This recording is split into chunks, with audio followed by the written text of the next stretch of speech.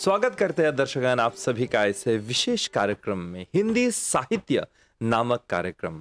आज का हमारा कार्यक्रम बहुत ही विशेष है क्योंकि आज हम बात करने वाले हैं हाल में ही जो आयोजित किया गया था एक बहुत ही सुंदर एक दिवसीय सेमिनार, और इसका शीर्षक रहा है महात्मा गांधी के कालजयी दृष्टिकोण की परिकल्पना।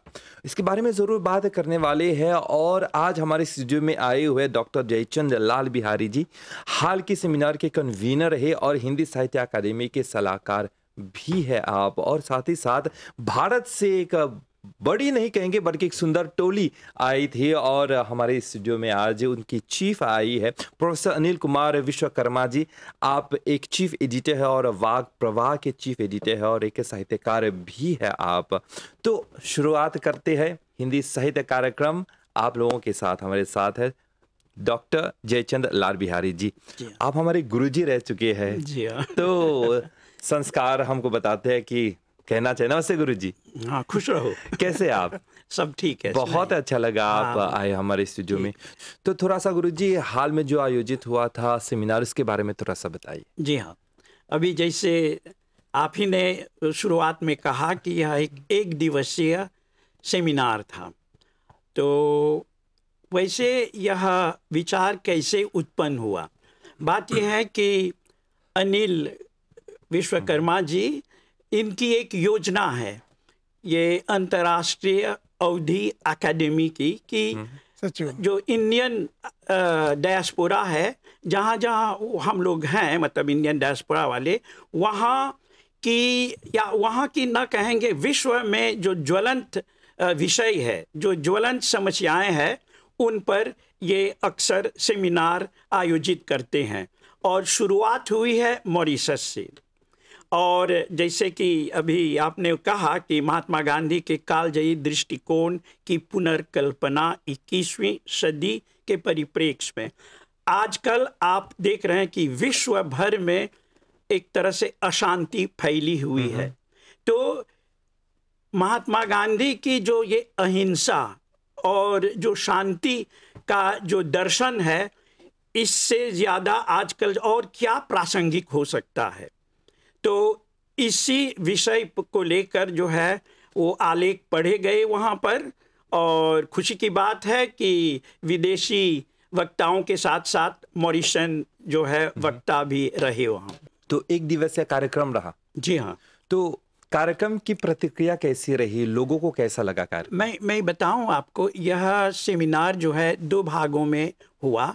एक तो उद्घाटन जो सेशन था, उसमें जो हमारे मुख्य जो वक्ता थे या मुख्य अतिथि थे, वे थे श्री शिवपाल सिंह जो है, वो भारत से हैं और वे वहाँ के एक मेंबर ऑफ पार्लियामेंट हैं और वे एक शिक्षाविद हैं। और विशिष्ट अतिथि थी शांति महावीर, डॉक्टर शांति महावीर जो आर्य सभा की अध्यक्षा है वर्तमान में। डॉक्टर गंगू जी रहे, फिर सुंदर जी थे। तो ये जो प्रथम सत्र था, तो इसमें एक तो हम लोगों ने जो वक्ता लोग थे उनको सम्मानित किया और उनके आलेख हम लोगों ने सुने, और आलेख भी महात्मा गांधी जी पर केंद्रित था, उनकी जो अहिंसा दर्शन है। बहुत ही सुंदर। अब बात करेंगे अभी प्रोफेसर अनिल कुमार विश्वकर्मा जी आप से। आप भारत से है और यहाँ पे मॉरिशस में आए हैं इस सेमिनार में भाग लेने के लिए। ये आपकी पहली बार है मॉरिशस में? जी, पहली बार, पहली यात्रा हमारी। तो मॉरिशस आपको कैसा लगा? बहुत अच्छा लगा। ठंड के मौसम में? हाँ, नहीं ठंड तो नहीं फील हुआ, जस्ट एंजॉय किया हम लोगों ने इस वेदर को, और बहुत अच्छा लगा। हम लोग घूमे और हम लोग लघु भारत के रूप में हम इसको जानते रहे हैं, और बहुत दिनों सुनते रहे कि बहुत सुंदर देश है और पूरी दुनिया से लोग आते हैं। तो हम अपने जो हमारे पूर्वज यहाँ आए थे, तो उनसे एक आत्मीय लगाव के लिए हम लोग यहाँ आए। और जब 2018 में विश्व हिंदी सम्मेलन 11वां हुआ था, तभी से हम लोग आना चाहते थे, लेकिन किन्हीं कारणों से हम लोग नहीं आ पाए। तो हम 7 लोग हिंदी से हैं, और एजुकेशन डिपार्टमेंट से 2 लोग हैं, हिस्ट्री से 2 लोग हैं। इस तरह से कुल हम लोग 30 लोग आए हैं। 30 लोग आए हैं। हाँ, बस एक बिजनेसमैन है, बाकी सब लोग प्रोफेसर हैं। हिस्ट्री के प्रोफेसर हैं 3, एग्रीकल्चर के प्रोफेसर हैं और समाजशास्त्र के हैं, संस्कृत के 2 प्रोफेसर आए हैं हमारे साथ। तो आपसे एक प्रश्न पूछना चाहूँगा। अभी डॉक्टर जयचंद जी ने कहा कि आप लोगों का एक अंतर्राष्ट्रीय अवधि अकेडमी है जहाँ पे आप लोग काम कर रहे हैं, खासतौर पे जो ज्वलंत समस्याएं चल रही है पूरी दुनिया में। तो इस अकेडमी के बारे में थोड़ा सा बताइए, ज्वलंत अवधि। रितेश जी, ये अकेडमी इसका अंतर्राष्ट्रीय अवधि अकेडमी है। हम लोग चूँकि अयोध्या के पास रहते हैं और हमारी बोली अवधि है, तो हमारी जिम्मेदारी है कि अवधि को हम विश्व स्तर पर ले जाएं, जहां जहां भारतीय मूल के लोग रहते हैं। और जो आज विश्व की एक समस्या है, जैसे लाल बिहारी सर ने कहा, गांधी जी यहाँ 1901 में आए थे अफ्रीका से। जब वो लौट रहे थे तो 125 वर्ष चल रहा है, ये 124 पूरा को 25वां वर्ष लगा हुआ है। तो हम लोगों ने एक मन बनाया अकेडमी की तरफ से कि हमें मॉरिशस जाना है, तो क्यों ना हम अंतर्राष्ट्रीय अवधि अकादमी के तहत एक सेमिनार का आयोजित करें और कुछ विद्वान साथियों को इकट्ठा करें। और यह शुरुआत हम मॉरिशस की धरती पर ही करें। यही प्रश्न मैं पूछना चाहूँगा, तो शुरुआत मॉरिशस से ही क्यों? मॉरिशस इसलिए कि हमें एक तो भाषा की कोई समस्या नहीं होगी, सब हमारे भारतीय लोग हैं और बहुत सारे लोगों से हम यहाँ जुड़े रहे। खासकर हमारे बड़े भाई के रूप में डॉक्टर लालचंद बिहारी लाल जी, और गुरुवर के रूप में हमको हेमराज सुंदर जी से संपर्क हुआ और धुरंधर जी से हमारा संपर्क बहुत पहले से रहा। तो और के झा जी से हमारा संपर्क, तो हमें लगा कि हमें यहाँ कोई दिक्कत नहीं होगी ऑर्गेनाइज करने में। और अलका धनपत जी से भी मेरा परिचय रहा और झुम्मन जी से भी मेरा परिचय था। तो मुझे लगा कि मैं कार्यक्रम बहुत आसानी से इजी गोइंग में सब कुछ मैं मैनेज कर लूँगा। तो मैंने एक जिम्मेदारी ली और जुड़ते जुड़ते लोगों को मैंने जोड़ा, तो इस तरह 30 लोग हमारे जुड़ गए। वैसे मैंने 40 सीट बुक कराई थी, कुछ लोग नहीं आ पाए, नहीं तो 40 आते हमारे। फिर भी अगली बार जरूर आइएगा। हाँ, अंतर्राष्ट्रीय अवधि अकादमी जहाँ पे आप लोग ज्वलंत समस्याएं को लेकर सामने आते हैं, जी। तो इन समस्याओं के बारे में हम बात करना चाहेंगे। कौन सी मतलब चल रही समस्याएं वो है? देखिए, अवधि अकेडमी एक तो भाषा को लेकर के काम कर रहा है कि अवधि भाषा में लेखन कार्य हो। थोड़ा इधर खड़ी बोली का प्रभाव बढ़ा, आजकल इंग्लिश और हिंदी मिक्स होकर इंग्लिश बन गई है, तो थोड़ा सा उसको हम रोकने के लिए खड़ी बोली हमारी अलग रूप से चले, अवधि अपने रूप में चले। अब अवधि के लेखक जैसे थोड़े से कम हो गए हैं, जैसे बंसीधर शुक्ल, रमई काका, इस पैटर्न पर लोग थोड़ा लिखने वाले संस्थाएं चल रही हैं। बहुत सारे मित्र काम कर रहे हैं। एक अभी एक अवध ज्योति पत्रिका है, वो उसका विमोचन हुआ था, तो अभी उसके जो है अतिथि संपादक भी यहाँ प्रोफेसर शैलेंद्र मिश्र जी भी आए हैं। तो हम लोग ये एक तो ये काम कर रहे हैं कि अवधि भाषा का उत्थान हो, हिंदी का प्रचार प्रसार हो, और हिंदी जो एक्चुअल रूप में है, जो कि वो बगल रहा है इंग्लिश की वजह से।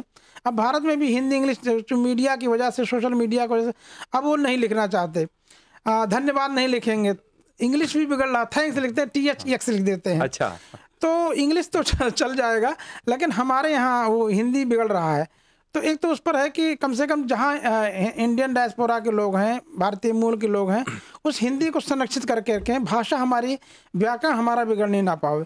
क्योंकि संस्कृत में हमारे जो निश्चित व्याकरण है उससे अलग जाने पर चीज़ें बिगड़ जाती हैं।